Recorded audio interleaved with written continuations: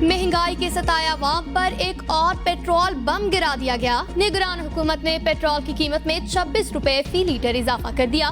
इजाफे के बाद पेट्रोल की नई कीमत 331 रुपए 38 पैसे, हाई स्पीड डीजल की कीमत 17 रुपए 34 पैसे इजाफे के साथ 329 रुपए 18 पैसे। नई कीमतों का नोटिफिकेशन जारी। कीमतों का इतलाक रात 12 बजे होगा।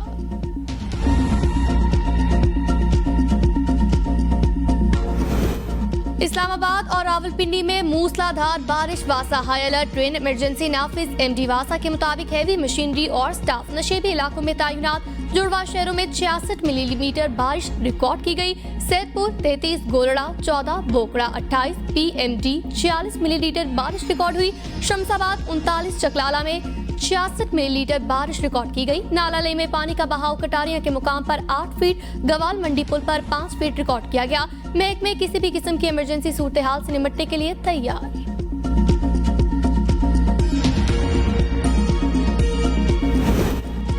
आमर का बनाया गया नैब बंद हो जाना चाहिए। चेयरमैन पीपल्स पार्टी बिलावल भुट्टो की प्रेस कॉन्फ्रेंस। कहा, इलेक्शन कमीशन फौरी तौर पर आम इंतखाबात की तारीख का ऐलान करें। इलेक्शन शेड्यूल के बाद इंतखाबी इत्तेहाद का फैसला किया जाएगा। जनरल पाशा और इफ्तिखार चौधरी ने साजिश करके 2013 में पीपल्स पार्टी को पंजाब से निकाला। 2018 में जनरल फैज, साकिब निसार और एक सियासी जमात का गठजोड़ था।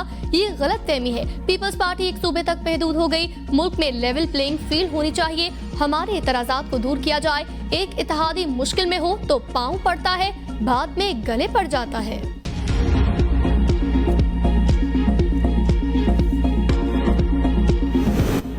मुझे नहीं लगता बिलावल भुट्टो ने हमारी हुकूमत को टारगेट किया हो। निगरान वजीर आजम का चेयरमैन पीपल्स पार्टी के बयान पर रद्द अमल। कहा, हमारा काम तमाम सियासी जमातों को लेवल प्लेइंग फील्ड मुहैया करना है। निगरान हुकूमत का काम पिछली हुकूमत पर तनकीद करना नहीं होता।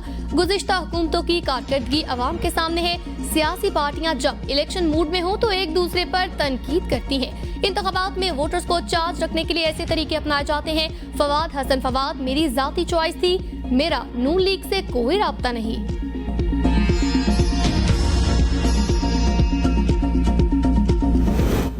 नैब केस में सुप्रीम कोर्ट के फैसले के बावजूद नवाज शरीफ की वतन वापसी का फैसला बरकरार। कायद नून लीग का लंदन में इजलास से खिताब। कहा, जहीरुल इस्लाम ने चेयरमैन पीटीआई और ताहिरुल कादरी को इकट्ठा किया।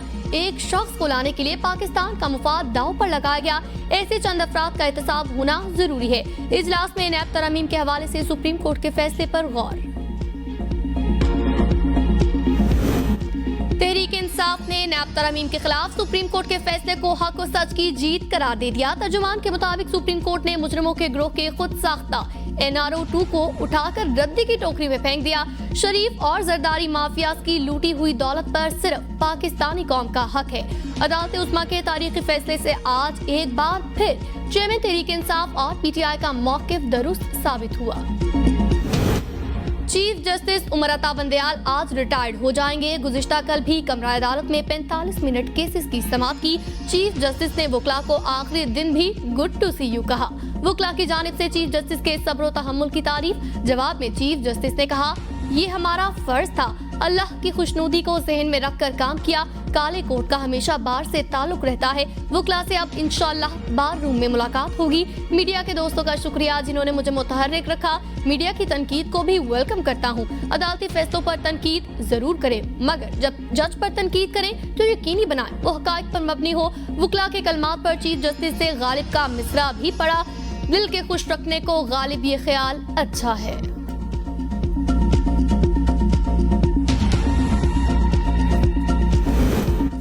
प्रैक्टिस एंड प्रोसीजर एक्ट 18 सितंबर को समाअत के लिए मुकर्रर। फरीकैन को नोटिस जारी। मुमकिना तौर पर सुप्रीम कोर्ट का फुल कोर्ट तश्कील दिए जाने का इम्कान। जस्टिस काजी फाइजी सा हल्फ उठाने के बाद बेंच तश्कील देंगे।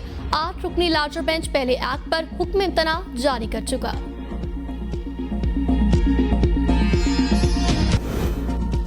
और कौमी बॉक्सर आसिफ हजारा आज ऑस्ट्रेलियाई बॉक्सर ब्रायन इंजना के खिलाफ रंग में उतरेंगे, जबकि आसिफ हजारा सुपर फ्लाई वेट 52 किलोग्राम की कैटेगरी में एक्शन में होंगे।